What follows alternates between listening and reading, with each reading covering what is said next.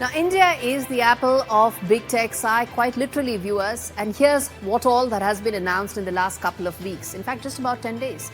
$15 billion of investment by Google for its largest Vizag data center. Microsoft, $17.5 billion of investment, its largest in Asia.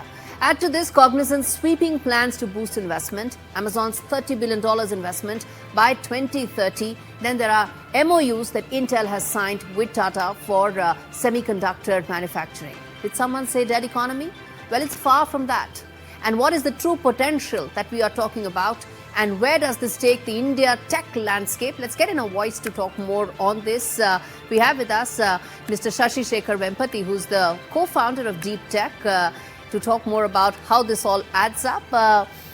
Sir, there have been a slew of announcements. It almost seems like all roads lead to Bengaluru. They lead to India right now as far as tech is concerned.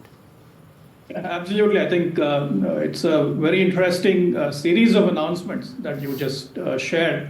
And it also is happening in the context of a larger milieu here, right? Because India is set to host the AI Impact Summit, the global summit, early next year in February in Delhi.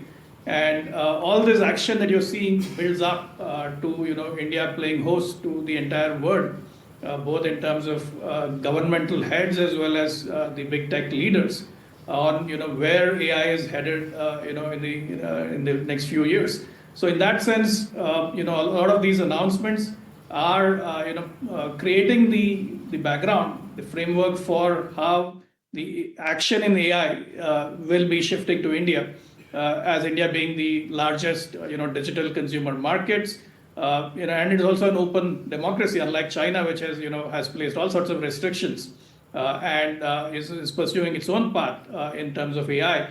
I think Indian AI markets and the Indian consumer of great interest to the big tech platforms, so which is why which brings me to ask, sir, there are two facets. One, of course, is the public AI, the larger utilization and usage of AI from a public service delivery point of view. And then there are these private tech aspirations that exist, which is why all these companies have come here.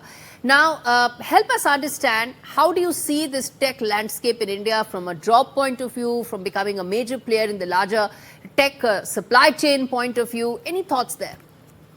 Yeah, sure. So if you look at what's been happening in India, right, we've seen the emergence of the gig economy in a big way. The gig economy has emerged as a big employer, be it ride sharing, be it quick commerce, and so on. So the algorithm economy is going to become more and more important. And with AI, automating a lot of functions, I think it's extremely important that we in India get ahead of the impact of AI. So having these investments, having these big data centers, and these foundation models being built in India is very important. It's also important that we need to look at what are the enterprise use cases that will drive adoption going forward, which will bring efficiency, which will improve productivity, which will perhaps create a whole new class of jobs. While some existing jobs may become redundant, what AI is potentially likely to do is create a whole new class of jobs, and I think that is what we need to be prepared for. So between public service delivery, which is what you were mentioning, the digital public goods. If you look at the Prime Minister, he himself has been championing Bhashini, for example, which is about making content local languages, in Indian languages, right, using AI. So that's a great example of public services. Similarly, on the private sector, with all of these gig-based platforms emerging, homegrown platforms, I think it becomes very important for us to look at what are the new class of jobs that we can potentially create using AI. All right, that's an extremely important aspect you said, and it also brings to forth the fact that job creation and AI can go together, something that has been a big concern around the world, more so of course in India as well, where we do need to create massive jobs because we have the largest young population anywhere in the world. I'm going to leave it there. Mr. Shashi Shekhar Vempati joining us to give his take on how things add up as far as India's tech landscape is concerned.